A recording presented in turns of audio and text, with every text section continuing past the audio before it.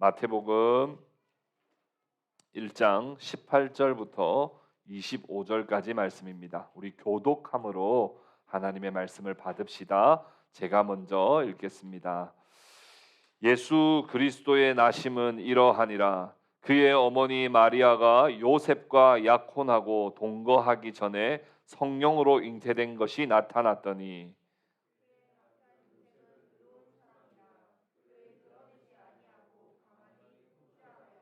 이 일을 생각할 때에 주의 사자가 현몽하여 이르되 다윗의 자손 요셉아 내 아내 마리아 데려오기를 무서워하지 말라. 그에게 잉태된 자는 성령으로 된 것이라.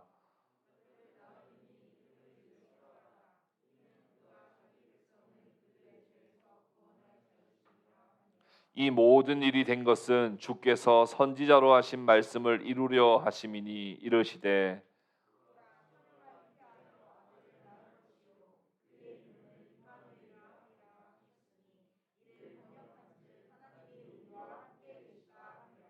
요셉이 잠에서 깨어 일어나 주의 사자의 분부대로 행하여 그의 아내를 데려왔으나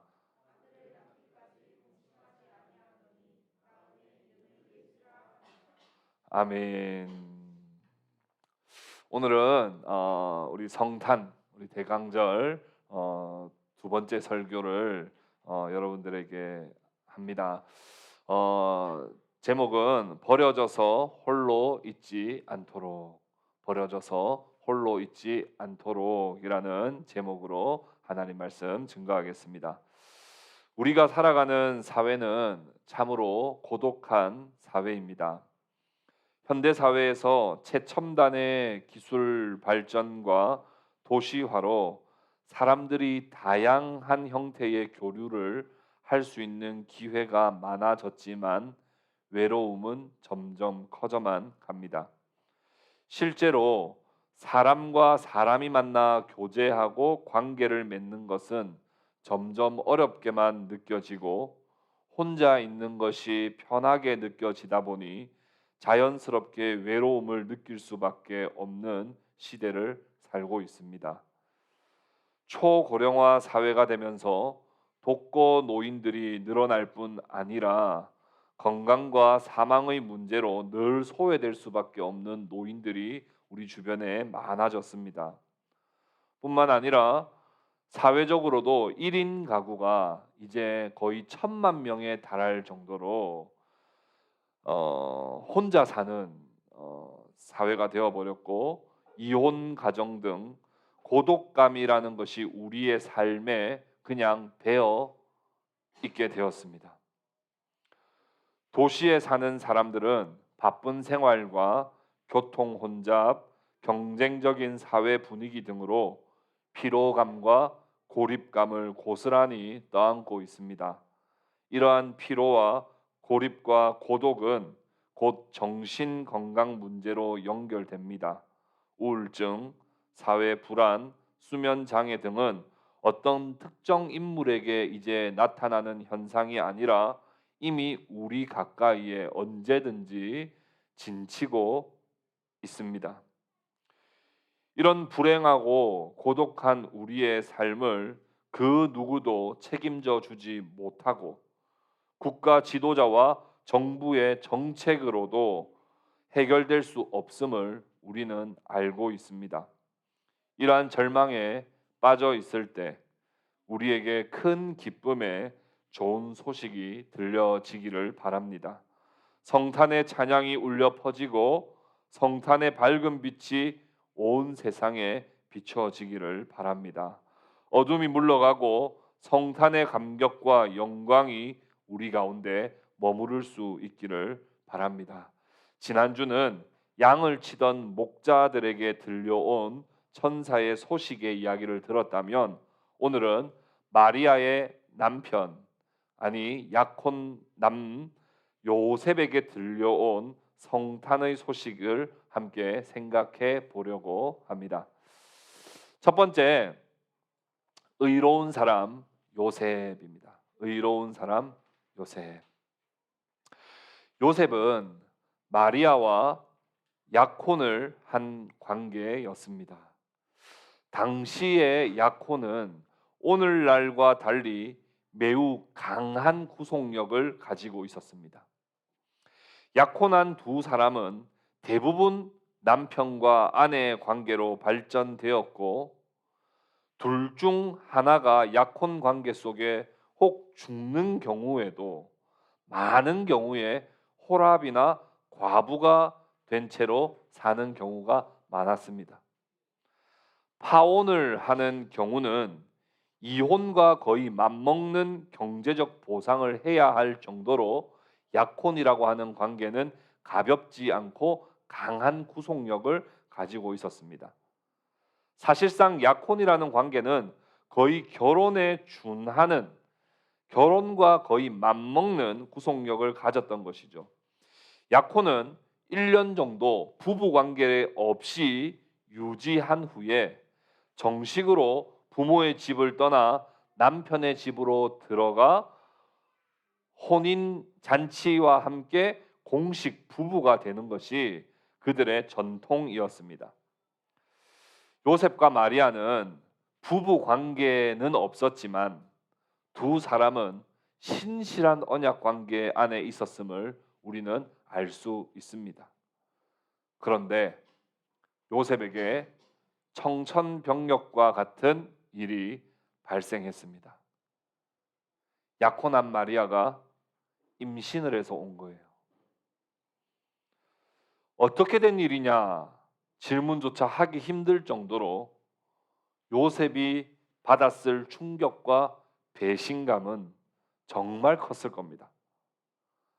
아무리 평소에 긍정적이고 낙천적인 사람이라도 어떻게 받아들이고 이해할 수가 있겠습니까? 간음과 언약 파기의 가장 확실한 증거는 임신 아니겠습니까? 그러나 요셉은 의로운 사람이다. 그렇게 성경은 기록합니다. 요셉은 의로운 사람이었기에 마리아의 임신을 폭로하여 마리아를 궁지에 빠뜨리기를 원하지 않았습니다. 규율대로라면 간음한 남녀를 돌로 쳐 죽여야 하는데 아무리 배신감이 들었다 할지라도 요셉은 보복을 하고 싶지 않았습니다. 그래서 조용히 이혼, 파혼을 하려면 항상 두세 증인이 있어야 하는데 두세 증인을 조용히 세워서 적절한 이혼, 파혼 절차를 밟으려고 한 것입니다. 의로운 요셉이 할 수 있는 최대한의 사랑과 자비를 베푸는 행동이었습니다. 20절에 보시면 이 일을 생각할 때에 라고 나와 있습니다. 이 일을 생각할 때에, 이 일이란 방금 제가 말씀드렸던 것입니다. 임신한 마리아가 왔고 요셉이 의롭고 자비로운 행동으로 이 문제를 크게 하면 안 되겠다. 조용히 이혼 절차를 밟아야 되겠다라고 생각할 그때입니다. 그때 하나님의 사자가 요셉에게 꿈에 나타났습니다. 그리고는 두 가지를 말했습니다. 첫 번째는 다윗의 자손 요셉아, 내 아내 마리아 데려오기를 무서워하지 말라. 그에게 잉태된 자는 성령으로 된 것이라. 이렇게 말씀했습니다. 네가 생각하는 것처럼 이해는 안 되겠지만 부정하여 간음한 채로 지금 임신해서 온 건 아니니 아내를 오해하지 말고 맞아들이라. 아내로 맞아들여라 라고 하는 말씀이고요. 두 번째는 아들을 출산하게 될 것인데 그 이름을 예수라 하라. 이는 그가 자기 백성을 그들의 죄에서 구원할 자이심이라. 아들을 낳을 거다. 근데 그 아들의 이름은 정해져 있어. 그 이름은 예수야. 예수의 이름은 그의 뜻대로 자기 백성을 그들의 죄에서 구원할 자라고 하는 뜻이야. 그러니 마리아 뱃속에 있는 자는 예수고 그 예수가 구원자라고 하는 사실을 요셉에게 알려 준 것입니다. 의로운 사람 요셉은 배신감도 배신감이지만 특히 죄를 멀리하는 사람이었어요. 그래서 의로운 사람이다 이렇게 이야기했거든요. 아무리 사랑하는 사람이지만 함께 범죄할 수는 없다라고 생각하는 사람이었어요. 사랑이 앞서는 사람은 같이 범죄도 하죠. 그러나 요셉은 그럴 수는 없었어요. 그래서 아무리 마리아를 사랑하지만 가늠한 마리아와는 함께 할 수 없다고 결심했던 것이었습니다. 그래서 조용히 파혼 절차를 밟으려고 했던 것이죠. 그러나 하나님의 사자를 통해서 이 모든 일이 하나님의 뜻대로 되고 있음을 알려주셨고, 요셉은 그 말씀에 순종하여 마리아를 아내로 맞아들이고 아들의 이름을 예수라 짓고 마리아와 평생 함께 살았다. 이것이 오늘 성경이 말하는 요셉의 삶입니다. 왜 오늘 이 요셉이라고 하는 사람을 첫 번째 대지에서 부각을 시키고 강조했느냐 하면, 요셉은 성경에 많이 등장하지 않습니다. 그러나 이 부분에 요셉에게 꿈에서 나타나신 이 사자, 하나님의 사자의 음성은 곧 예수가 어떤 분인지를 잘 나타내고 있기 때문에 제가 오늘 이 부분을 첫 번째 대지로 여러분들에게 먼저 설명을 드렸습니다. 요셉과 예수님, 예수님은 요셉의 씨로 나신 그리스도는 아니지만 요셉과 예수님은 매우 비슷한 점이 있고 또 차이점이 있습니다. 오늘 그것에 좀 주목해서 예수님이 어떤 분이신지를 우리가 집중해서 한번 생각해 보려고 하는 것입니다. 예수님은 어떤 분이십니까? 버리지 않으시는 예수님이십니다. 버리지 않으시는 예수님입니다. 요셉이 약혼녀가 임신해 왔을 때 조용히 정리하려 했습니다. 그것도 조용히 정리하려고 한 것만으로도 참 보기 드문 의로운 행동입니다. 게다가 하나님께서 보내신 사자의 말을 듣고 머리로는 언뜻 이해가 되지 않았지만 마리아를 아내로 받아들이고 신실한 남편으로서의 역할을 온전히 다했다는 것은 참 대단하다는 생각을 하게 됩니다. 이런 요셉의 씨에서 나신 예수님은 아니지만 비교를 한번 해보면 참 의미가 있는데요.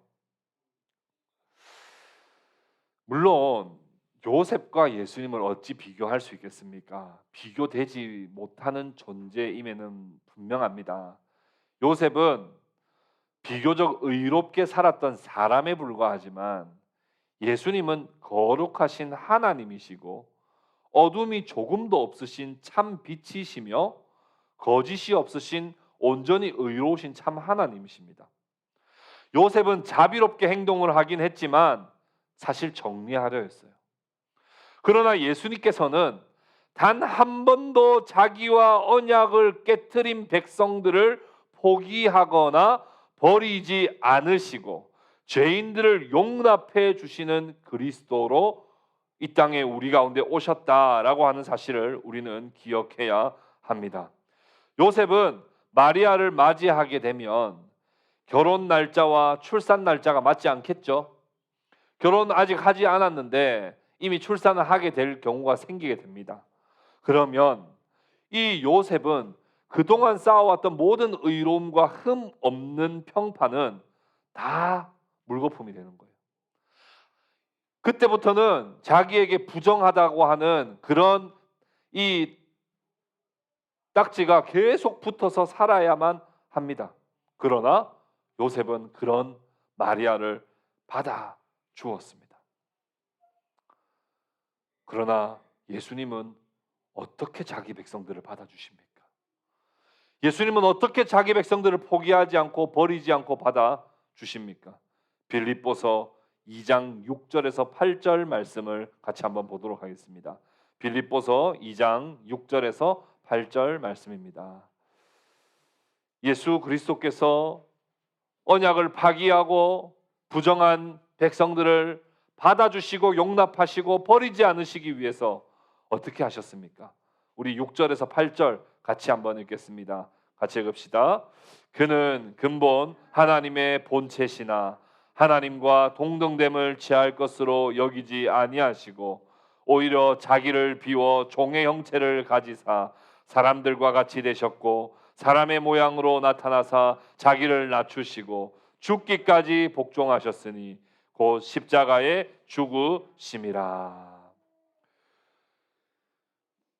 요셉은 하나님의 사자의 말을 듣고 마리아를 아내로 받아들입니다. 그 자체만으로 이미 사람들의 평판을, 이미 좋은 평판을 받기는 어렵게 되었고 이미 부정한 사람이라고 하는 정죄와 놀림을 받을 수밖에 없는 그 고통을 요셉은 졌습니다. 그러나 예수님께서 우리를 맞이하시려면 그 정도 고통으로는 안 되는 거예요. 우리를 신부로 맞이하시려면, 우리를 주님의 백성으로 용납하시려면 그 정도 고난 가지고는 안 되는 거예요. 그래서 예수님은 어떻게 하셨습니까? 하나님의 근본, 하나님의 본체시나 하나님과 동등됨을 취할 것으로 여기지 아니하시고 종의 형체를 가지사 하나님이 인간이 되셔서 인간으로서 낮아지실 뿐 아니라 죽기까지 십자가에서 순종하심으로 우리를 당신의 신부로 맞으시고 우리를 당신의 백성으로 우리를 용납해 주신다는 겁니다.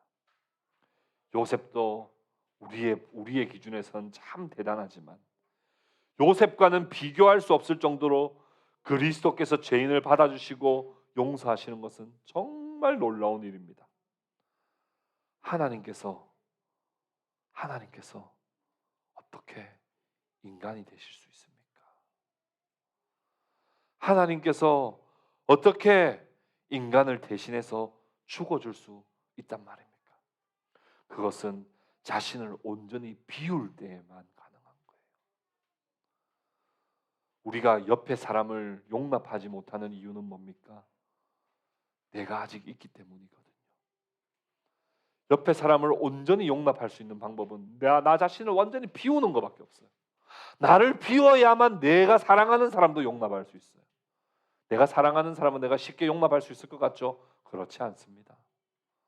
자기를 온전히 비워야 됩니다. 자기를 비울 뿐만 아니라 정말 낮아져야 돼요. 그래야지 이해할 수 있어요. 여러분, 이해한다는 말 자체가 understand 아닙니까? 정말 낮아져서 밑에 서 있어요. 밑에 있어야 돼. 아래에 서 있어야지 이해할 수 있는 거예요. 예수님은 자기 백성들을 버리지 아니하시고 포기하지 않기 위하여 자기를 온전히 비우시고 자기의 권력과 자기의 모든 권위를 다 버리시고 가장 낮은 곳으로 오셔서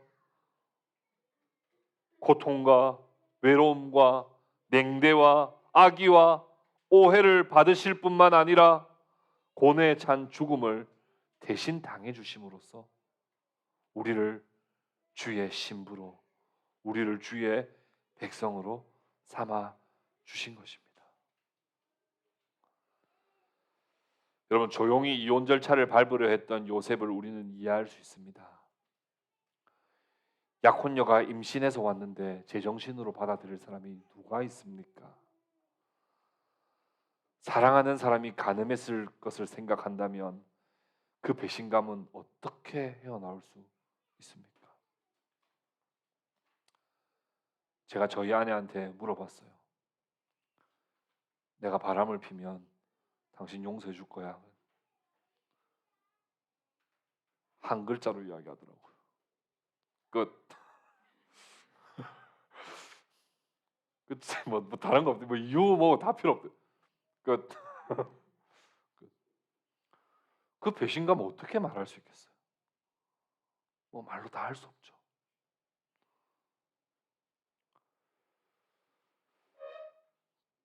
그 간음에 대한 사랑과 신뢰가 깨어진 그 상처가 진짜 아물고 회복이 될까요? 정말 쉽지 않을 겁니다. 근데 우리는 하나님께 어떻게 간음하는 존재입니까? 우리는 하나님 앞에서 어떻게 간음하며 어떻게 언약을 파기하는 존재입니까? 우리는 하나님의 형상으로 지음을 받았지만 하나님과 맺었던 약속을 파기하고 늘 거역하며 하나님의 말씀보다 원수 마귀의 속삭임에 더 기울을 기울이고 우리는 살아가는 존재 아닙니까? 하나님이 얼마나 힘드실까요? 하나님과의 교통이 끊어진 채 우리는 날마다 적나라하게 하나님 보는 눈앞에서 간음하는 존재 아닙니까?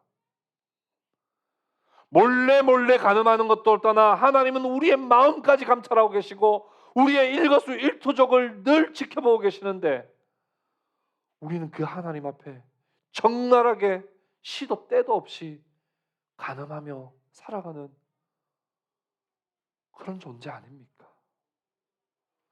하나님의 심정 어떻겠습니까? 그러나 하나님은 단 한 번도 포기하거나 단 한 번도 얘를 버려야 되겠다고 생각하거나 단 한 번도 주저하시지 않고 취소하시지 않으시고 한량없는 사랑, 변함없는 사랑을 부어주시되 때가 참에 하나님의 아들께서 성육하시어 죄에서부터 구원하시기 위해 피를 흘리시고 피로 새 언약을 맺어 우리를 주의 순결한 신부로 부르시고 우리와 혼인해 주시는 것, 이것이 바로 성탄의 은혜요, 성탄에 우리가 찬양해야 할 찬양의 내용인 것입니다. 이런 사랑은 세상에서 찾아볼 수 없는 사랑입니다. 이 사랑이 내게 부어졌음에 우리는 감격하고 찬양하며 영광을 올려드려야 할 것입니다. 여러분들의 연약함을 담당해 줄 사람이 옆에 있습니까? 여러분들의 죄값을 대신 치러줄 사람이 여러분 주변에 혹시 있습니까? 여러분들의 악함마저도 여러분들의 배신마저도 덮어주고 정결하게 만들어줄 사람이 여러분들 가운데 있습니까? 우리 가운데는 그런 사람이 없습니다. 그러나 우리의 연약함을 담당하시고 우리의 죄값을 대신 치러주시며 우리의 악함과 우리의 배신마저도 덮어주시고 우리를 버리지 않으시고 용납해 주시는 그분이 바로 예수이시며 그 예수, 그 구주께서 나심을 우리는 기뻐할 때가 바로 이 성탄입니다. 우리의 죄와 비참함을 해결해 주시는 예수의 성탄을 함께 기뻐하시는 저와 여러분 될 수 있기를 주님의 이름으로 축복합니다. 세 번째는 우리 예수님께서는 우리를 홀로 두지 않으신다는 겁니다. 우리를 홀로 외롭게 내버려 두지 않으시는 예수님이십니다. 여러분, 홀로 외로이 나 혼자라고 느낄 때가 있습니까? 분명히 있을 겁니다. 다 웃고 있어도 여러분 가운데는 분명히 외로움이 있습니다. 아무리 우리는 대가족이에요 해도, 아무리 가족이 많아도, 아무리 친구가 많아도 외롭습니다. 인팔이 많고 패친이 많고 인친이 많고 불친이 많고 특친이 많아도 외로워요. 매일매일 바쁜 일정 속에서 사람들과 분주한 시간을 보내도 우리는 고독함을 느낍니다. 심지어 남편이 있어도, 아내가 있어도, 부모가 있고 자식이 있고 형제가 있어도 내 마음을 몰라주거든요. 내 주변에 가까이 있는 내 가족들이 24시간을 함께 해줄 수 있습니까? 못 해줍니다. 평생 나와 함께 해줄 가족이 있습니까? 그렇지 않습니다. 인간은 언젠가는 다 떠나야 되는 존재요. 언젠가는 헤어져야 되는 존재예요. 그래서 인간은 근본적으로 외롭고 고독한 존재입니다. 예수께서 성령으로 잉태되었다라는 사실을 하나님의 사자가 요셉에게 전달할 때 그 아이의 이름을 예수라고만 알려주시지 않으시고 또 다른 이름을 알려줬습니다. 그 이름은 바로 임마누엘입니다. 임마누엘이라는 뜻은 무슨 뜻입니까? 하나님이 우리와 함께 계시다라는 뜻입니다. 뱃속에 있는 이 태아는 임마누엘인데 그 말 뜻대로 일단 하나님이라는 뜻이고, 두 번째는 우리와 하기 때문에 인간과 같이 되셨다라는 뜻이고, 그리고 하나님이시면서 인간이신 이 태아는 바로 우리와 함께 계실 분이다라고 하는 겁니다.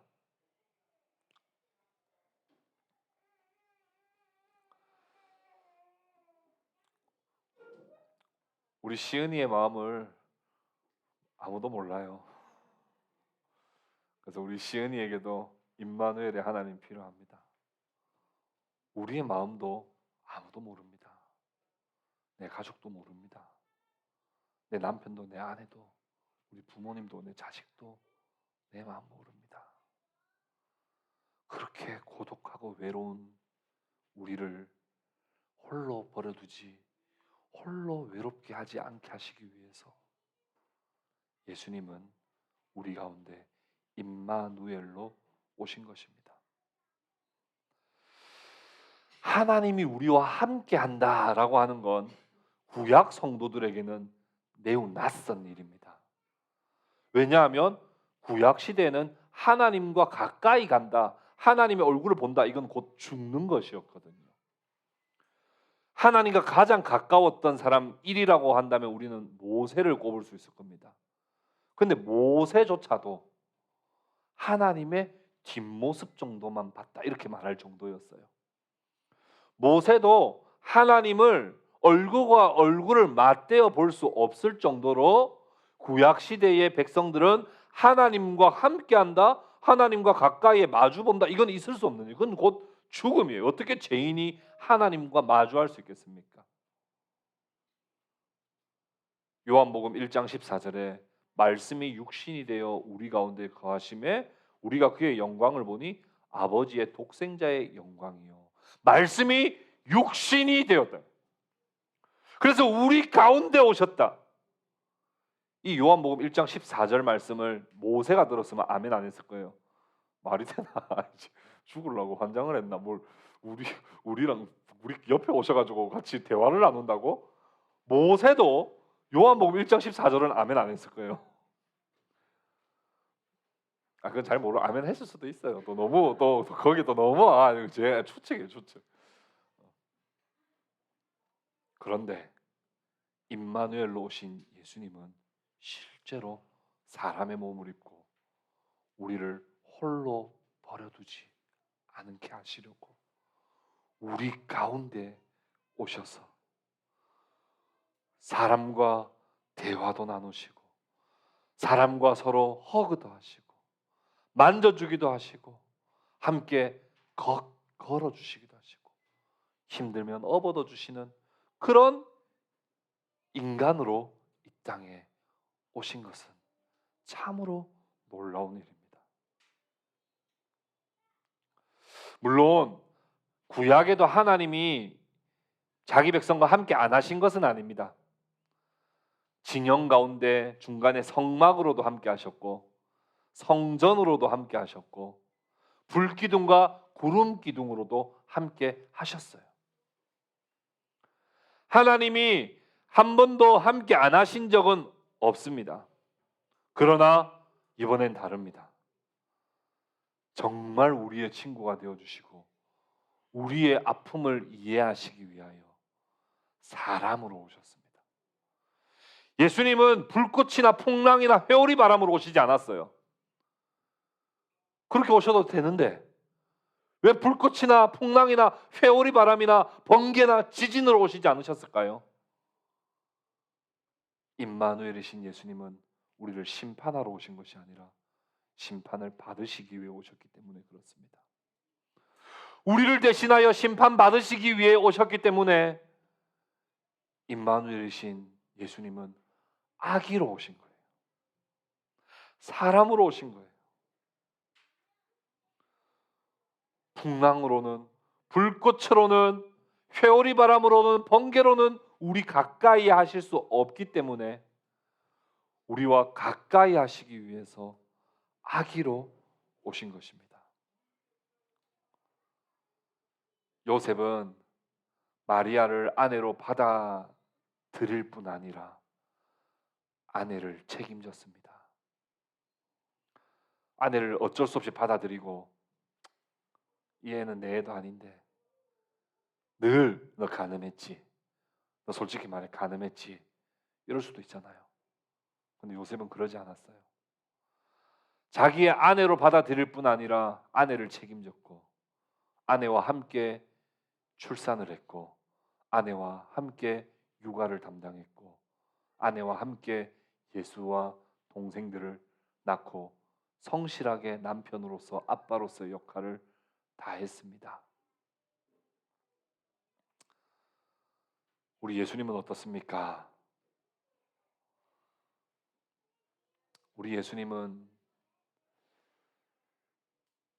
요셉보다도 더 친밀하게, 더 그 마음을 알아주시고 그 상처와 고통을 정말 공감하시고 영원히 함께 계셔주시는 분이셨습니다. 요셉은 영원하진 않았습니다. 예수님이 십자가를 지실 때쯤 보면 마리아만 와 있는 걸 보는 것을 통해서 아마 예수님이 십자가를 지실 때쯤에 요셉은 이미 하늘나라로 갔음을 우리는 추정할 수 있습니다. 그래서 자기 사랑하는 제자 요한에게 내 홀로 남겨진 어머니를 좀 잘 부탁한다고 이야기하면서 십자가에서 운명하시는 것을 통해서 요셉이 아무리 생각해봐도 예수님도 벌써 33세 됐으니까 그 당시에 평균 수명으로 생각한다면 아마 요셉은 이미 하늘나라에 갔을 가능성이 높습니다. 마리아는 결국은 홀로 남겨지게 되고 또 마리아의 모든 일들을 같이 분담해 주긴 했지만 마리아의 마음을 다 알아주지는 못했을 요셉이었을 겁니다. 그러나 우리 가운데 오신 임마누엘이신 예수님은 우리와 함께 하시되 영원히 세상 끝날까지 우리와 함께 하신다고 말씀하셨습니다.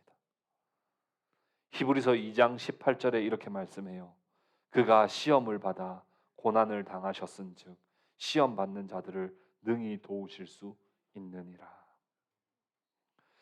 이 세상 사는 사람들이 당하는 고통과 비참함, 시련, 아픔 주님이 다 겪으셨어요.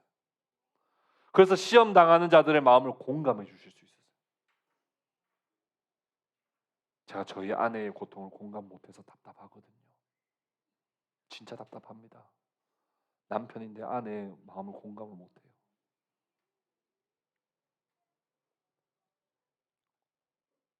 그러면 외롭잖아요. 남편도 내 마음을 공감 못해주면 얼마나 외로워요.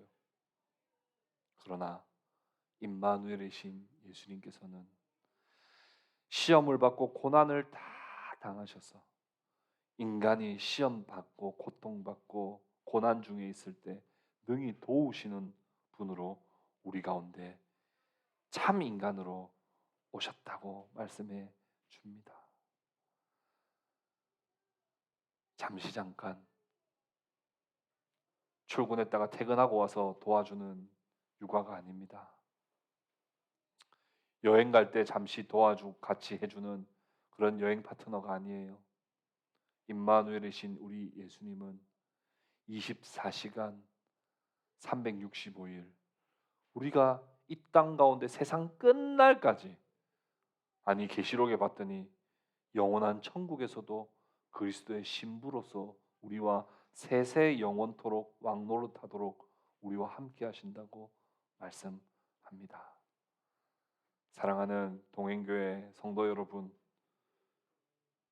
외롭지 않으십니까? 여러분들의 마음을 알아줄 사람이 없다고 그렇게 느껴지지 않으십니까? 옆에 있는 형제들과 지체들과 가족들은 최선을 다해서 지체들을 돌아보고 공감하고 도와줍시다. 그러나 사람으로서는 우리의 외로움을 충분히 달랠 수 없습니다. 우리의 고독함을 충분히 덜어줄 수 없습니다. 여러분, 혼자라고 생각하지 마십시오. 임마누엘이신 예수께서 우리와 함께 하십니다. 옆에서 우리에게 어깨를 빌려주시는 예수님을 성탄에 여러분들이 만나시고 찬양하시기를 바랍니다. 외롭고 고독한 밤을 보낼 때 진정한 친구가 되어주시는 임마누엘이신 예수님을 만나시기를 바랍니다. 결핍과 부족함을 우리가 느끼고 있을 때 내게 구하라, 찾으라, 두드리라 말씀하시며, 네가 구할 때 내가 줄 것이며, 네가 찾을 때 찾게 될 것이며, 두드릴 때 내가 열어줄 것이라고 말씀하시는, 모든 문제 앞에서도 능히 우리를 도우시고 우리와 함께 하시는 임마누엘의 주님을 만날 수 있기를 바랍니다. 늘 하나님과 우리는 언약을 파기하는 존재예요. 하나님 앞에서 적나라하게 간음을 일삼는 존재예요. 그러나 우리를 버리지 않으시고 우리를 신부로 거두어 주시는 예수.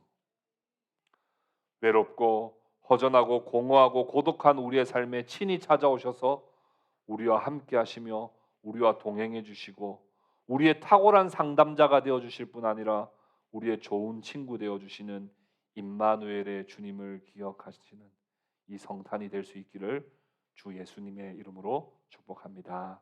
기도하겠습니다. 오늘 우리에게 주시는 말씀을 가지고 우리 함께 기도합시다. 하나님,